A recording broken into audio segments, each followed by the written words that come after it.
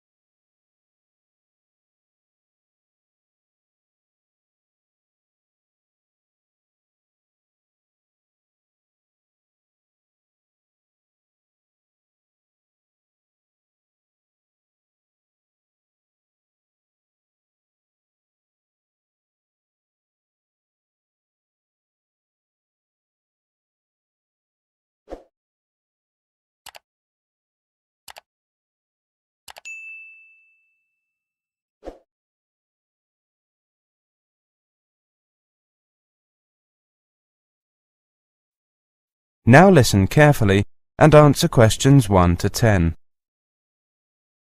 Good morning. I've heard that you offer walking tours of the city. Yes, we do. We have 4 walks. Did you have any particular one in mind? Not really. Actually, I don't know anything about your tours. Could you... Of course. Here's our leaflet. Let me take you through it. Our main walk is a comprehensive one of the city centre, lasting a whole afternoon. It is quite long, but takes you to all the main sites and a few lesser-known ones. As you can see, we take in the castle, the cathedral, the historic houses along the riverside, and the city gate. Halfway through, we stop at the oldest pub in the city, the Cat and Dog, for refreshments. That looks very interesting. I see you have a walk that just takes in the castle. Yes, it spends more time examining the castle and its history. The first tour I mentioned visits the castle briefly, but this one includes visits to all the exhibits there and a longer walk along the castle wall. I heard something about... yes, there it is, the ghost walk in the evening. Ah, yes. This is a very popular tour.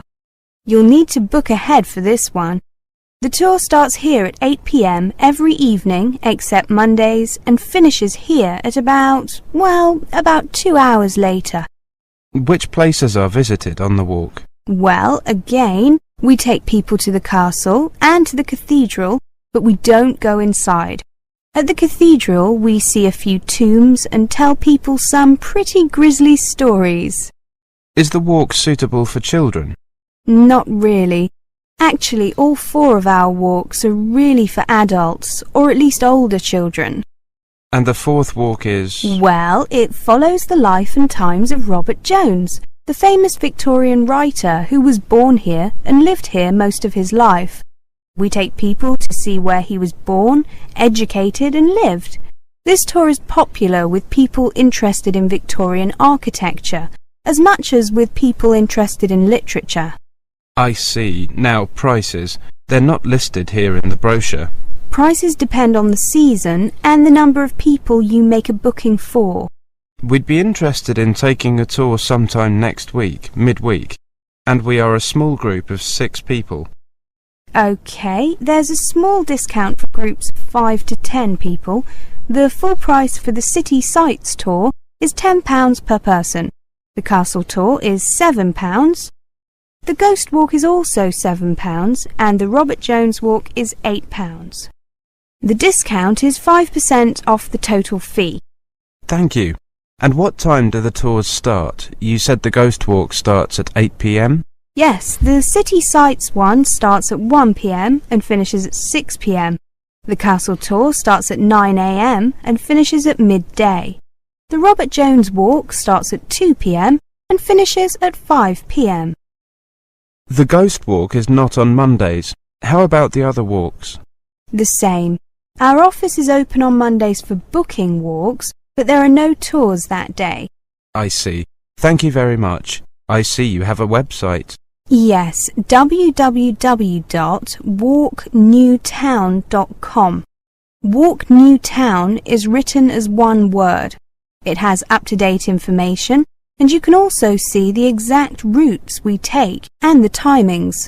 Sorry? The timings, how long we spend at each location. Oh, I see. Thank you. That is the end of section 1. You now have half a minute to check your answers.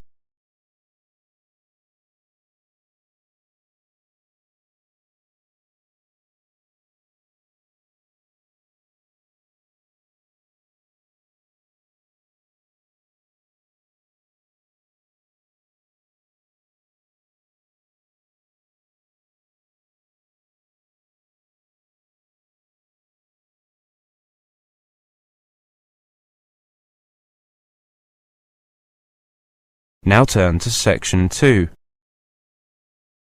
Section 2. You will hear a presentation on tips about managing money. First, you have some time to look at questions 11 to 20. Now listen carefully and answer questions 11 to 20.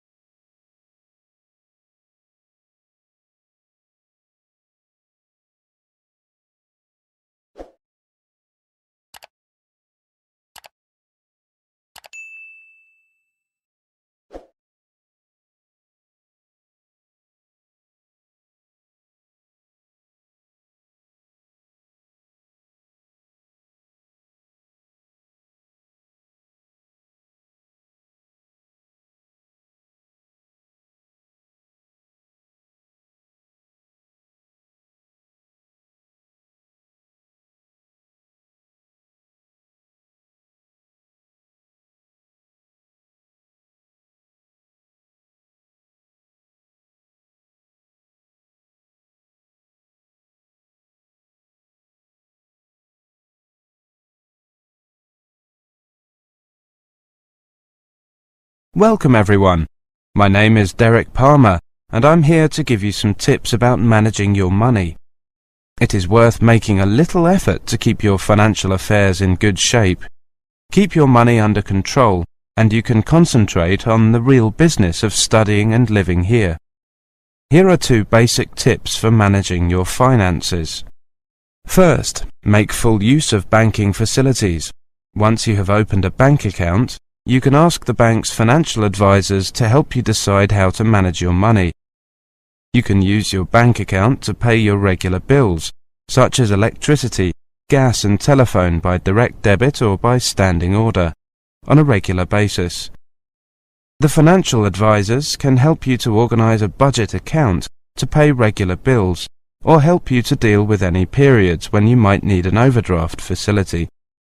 If you have a financial sponsor, make sure you find out from them exactly when the money will become available to you and how much there will be. You can also use checks to pay for goods and services. With banking becoming organized more and more on an international basis, you may also find that you can use the cash card you have in your own country to draw money from your home account while you are here. Cards carrying signs such as Cirrus or Maestro may have this facility. Ask your home bank about this before you leave to ensure that you bring the right cards with you. Second, deal with financial problems promptly. Monitor your account in the UK carefully and make sure you do not overdraw. Or, if you have arranged an overdraft, make sure you do not go over the amount you agreed with the bank. If you do run into any money problems, take the initiative and sort them out quickly. Do not risk going into debt or falling behind with your rent. Problems may arise. For example, if there is a sudden change in the political situation in your country, if there are unexpected delays in transferring your money, or if your personal circumstances change. For example, your accommodation arrangements, your marital status. In these situations, do not be tempted to borrow money. Instead, get advice from a reliable source. Start by meeting with the student counselor at your college or university. He or she can tell you what to do about paying your tuition fees, and whether there are any college funds or charitable trusts that might be able to help you. If you are building up debts on credit cards or rent arrears, debt counseling may be available at your institution. If the problems are caused by political situations or changes in foreign exchange, ask your embassy for advice. Let's turn to insurance. During your stay, there are 3 types of insurance that you might need. The first is personal property insurance, to cover your possessions against damage or theft. If possible, try to arrange this in your own country before you come to the UK. The second is medical insurance, to cover your medical bills. You may prefer to arrange this in advance. The third is motor insurance. You must have this if you want to drive a car or ride a motorcycle here. For each type, there are many different insurance policies available, so look around until you find one that meets your needs, including your budget. You will find a range of insurance companies listed in your local telephone directory, and your bank or building society may also be able to offer you an insurance policy. Many insurance companies have special policies for students. Ask the welfare advisor at your college or university for advice. Make sure that you understand all the conditions before you agree to a policy. When you are considering a particular policy, ask yourself some questions. What will be paid out to me when I make a claim? Some personal property insurance policies, for example, only pay you the second-hand value of your lost possessions. New for old policies will pay you the full cost of replacing the item, but they tend to be more expensive. Are there any conditions attached to the policy? Some medical insurance policies will not cover you for pre-existing medical conditions. That is, conditions you already have when you take out the policy. Some personal property policies may not cover your possessions if they are taken away from the place where they are normally kept. For example, if you take your CD player to a friend's house, are there any exceptions to the policy? For example, a medical insurance policy may not cover you if you play a dangerous sport. Now let's look at... That is the end of section 2. You now have half a minute to check your answers.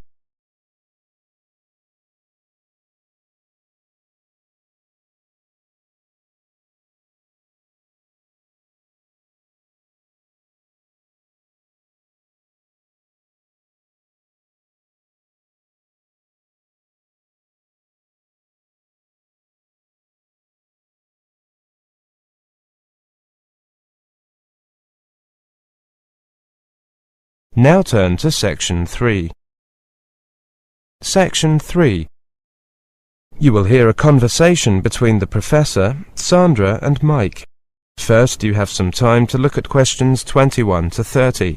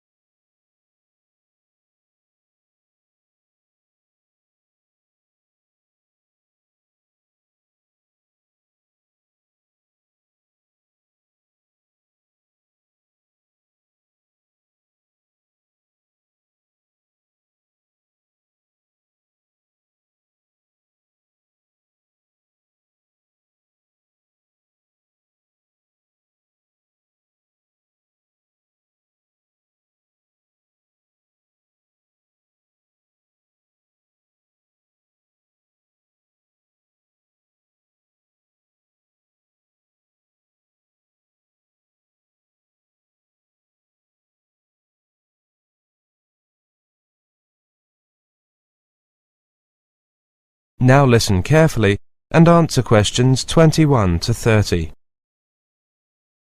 Good morning. Now, this term we've looked at various aspects of recruitment, and you can now see how much more there is to it than just putting applicants through a short interview or reading CVs. Now, today's tutorial is just to recap some of the main points regarding recruitment. I'd like you to imagine that you are managers, and we will discuss how different applicants would fit into the team or group they have to work with. We'll look at some examples later. You can select someone, even a friend, who has all the right qualifications. Then you can also check that they have a lot of experience. that they've done the sort of tasks that you want them to do in your company. But you need to know if they have the right character, don't you? Precisely, Sandra. If they start work and you realize that they just don't get along with everybody else, you've got a problem? Exactly, Mike, exactly. They might have contrasting views on how to do something. They might not be able to get on with other members of your team. Even adding one person to a team can change the whole group dynamic, can't it? Absolutely. This could be particularly true with someone who is particularly outgoing or outspoken. Could company training reduce the possibility of this happening? Possibly, but company training tends to show new people how you do something at a particular company, rather than changing a person's character to suit your company. There's also the question of ability. Particularly in a team situation, people have to believe in each other's ability to do the tasks the boss has given. They have to trust that everyone will do their part of the job. Right, but trying to find out what someone's personality is in a job interview is it possible? I mean, you won't find out what they're really like until they actually start work. Well, is there any value in asking candidates questions about their hobbies, for example? I doubt it. What could that tell you? I don't know.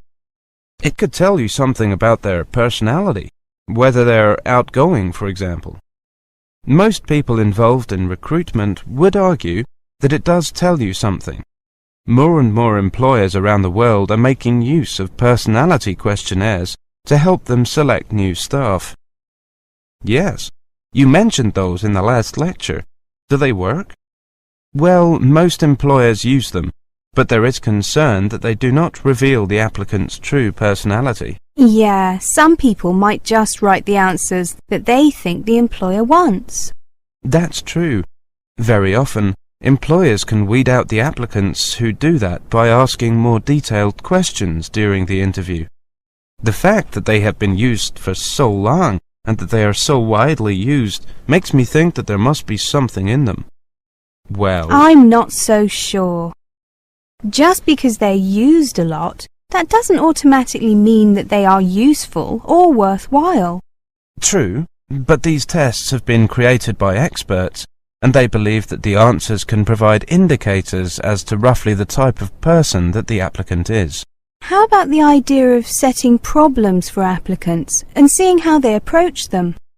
I like that idea, but the problems need to be simple, since there's not much time to prepare a full answer. In addition, the applicant doesn't have much background knowledge of the way that the company does things. It's a good idea, but may not always be practical. Usually it is, though. I'll need convincing. Let's move on to take a look at... That is the end of section 3. You now have half a minute to check your answers.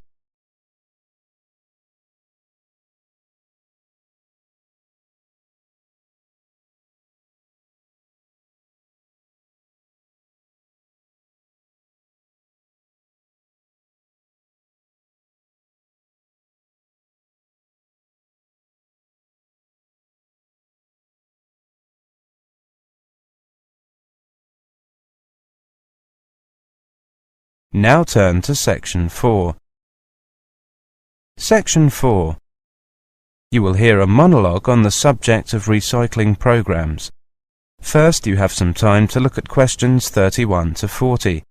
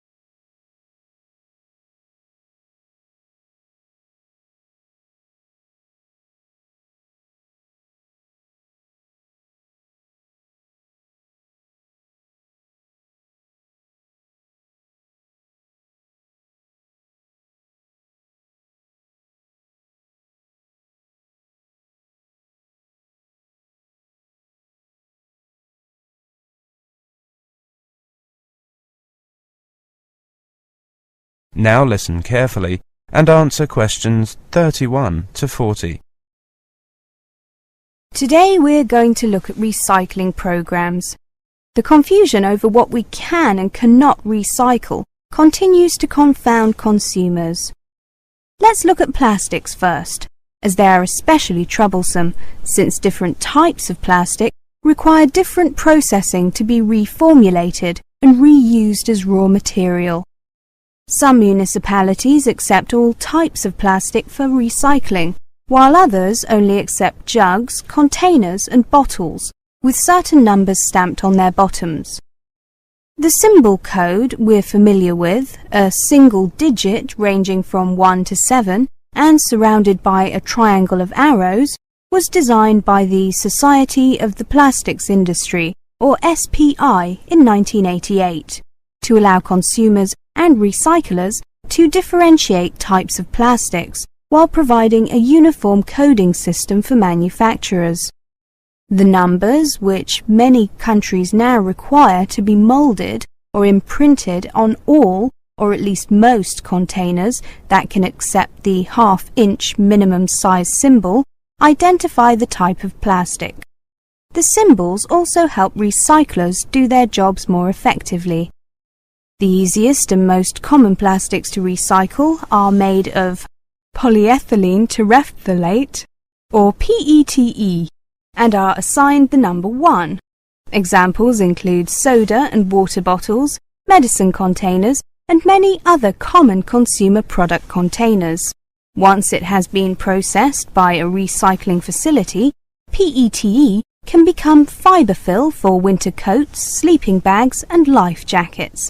It can also be used to make bean bags, rope, car bumpers, tennis ball felt, combs, cassette tapes, sails for boats, furniture, and of course other plastic bottles. Number 2 is reserved for high-density polyethylene plastics. These include heavier containers that hold laundry detergents and bleachers as well as milk, shampoo, and motor oil. Plastic labelled with the number 2 is often recycled into toys, piping, plastic lumber, and rope. Like plastic designated number 1, it is widely accepted at recycling centres. Plastics that are less commonly recycled include polyvinyl chloride, commonly used in plastic pipes, shower curtains, medical tubing, vinyl dashboards, and even some baby bottle nipples. These get the number 3. Like number 4, which include wrapping films, grocery and sandwich bags, and other containers made of low-density polyethylene, and 5, which are polypropylene containers used in Tupperware, among other products. Few municipal recycling centres will accept it due to its very low rate of recyclability. Another useful plastic to recycle is number 6, which is used in polystyrene or styrofoam items such as coffee cups, disposable cutlery, meat trays, packing peanuts, and insulation. It is widely accepted because it can be reprocessed into many items, including cassette tapes and rigid foam installation. Last, but far from the least, the hardest plastics to recycle are items crafted from various combinations of the aforementioned plastics, or from unique plastic formulations not commonly used, usually imprinted with a number 7 or nothing at all. These plastics are the most difficult to recycle and, as such, are seldom collected or recycled. More ambitious consumers should feel free to return such items to the product manufacturers to avoid contributing to the local waste stream, and instead put the burden on the makers to recycle or dispose of the items properly. That is the end of section 4. You now have half a minute to check your answers.